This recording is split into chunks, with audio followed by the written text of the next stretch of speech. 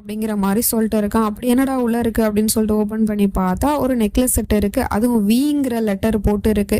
அதையும் நம்ம ஹீரோயினி மாட்டிக்கிட்டு கீழ வந்து பார்க்குறா. கீழ வந்து பார்த்தா, இவன் வந்து ஏதோ ஒரு டிராயிங் பண்ணிக்கிட்டு இருக்கான். அப்படி என்னவா இருக்கும் அப்படின்னு சொல்லிட்டு நம்ம ஹீரோயினி ஓரமா நின்னு பார்த்துட்டு இருக்கா.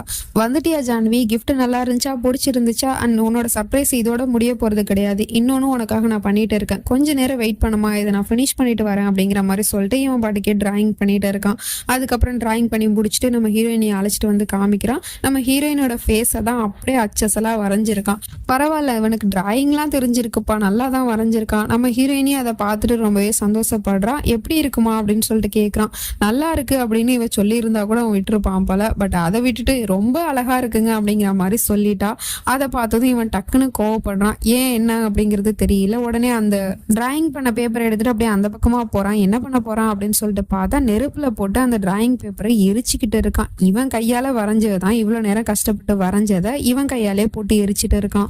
இதெல்லாம் அங்க வந்த வேலைக்காரியுமே பார்த்துட்டு தான் இருக்கா. அவளுக்குமே கஷ்டமா தான் இருக்கு. ஏங்க இப்படிலாம் பண்ணிட்டே இருக்கீங்க அப்படின்னு சொல்லிட்டு கேட்டா, இங்க பாரு ஜான்வி, நான் உங்ககிட்ட இதை பத்தி எப்படி இருக்கு அப்படின்னு சொல்லிட்டு கேட்டா, நீ நல்லா இருக்குன்னு தான் சொல்லணும். அதை விட்டுட்டு அழகா இருக்குன்னு சொல்லக்கூடாது. உனக்கு ஒரு விஷயம் அழகா தெரியுது அப்படின்னு சொன்னா அது நானா மட்டும்தான் இருக்கணும், வேற எதுவுமே இருக்கக்கூடாது. அப்படி ஏதாவது இருந்துச்சு அப்படின்னா நான் அதை அழிச்சிருவேன், இந்த பேப்பர் மாதிரியே அப்படிங்கிற மாதிரி சொல்லிட்டு அங்க இருந்து போயிடுறான்.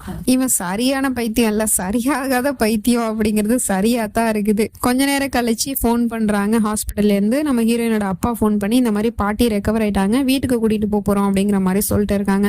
அப்படியே மாமா, தாராளமா வீட்டுக்கு கூட்டிட்டு போங்க. அப்புறம் அங்க போய் பாத்துக்கிறதுக்கு உங்களுக்கு ஒரு ஹோம் நர்ஸ் வேணும் இல்லையா, அதை நானே அப்பாயிண்ட் பண்றேன். அவங்க வந்து பாட்டியை நல்ல விதமா பாத்துப்பாங்க. அப்புறம் வந்து ஹாஸ்பிட்டல் பில்லை பத்திலாம் கவலைப்படாதீங்க, அது எல்லாத்தையுமே நானே செட்டில் பண்ணிடுறேன் அப்படிங்கிற மாதிரிலாம் சொல்லிட்டு இருக்கான். அவன் சொன்ன அந்த நர்ஸ் பொம்பளையும் வந்துருது இங்க. ஆனா பாக்குறதுக்கே கொஞ்சம் வித்தியாசமா தான் தெரியுது. வில்லத்தனமா சிரிப்பு சிரிச்சிட்டு இருக்கு. பாட்டியை பார்த்தா என்ன பண்ண போகுது அப்படிங்கிறது தெரியல.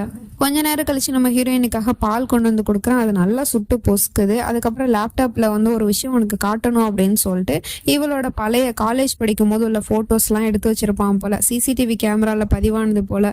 அதெல்லாம் வந்து எடுத்து காமிச்சிருக்கான். இங்க பாரு ஜான்வி, இதெல்லாம் வந்து நீ காலேஜ் படிக்கும் போது உள்ள போட்டோஸ் தானே, எப்படி இருக்க பாரு. நான் உன்னோட பழைய நினைவுகளை அழிச்சிட்டேன், அதுக்கு பதிலா என்னால இதை தான் கொண்டு வர முடிஞ்சிச்சு. ஜான்வி ப்ளீஸ் ஜான்வி, நான் மன்னிச்சிடு அப்படின்னு சொல்லி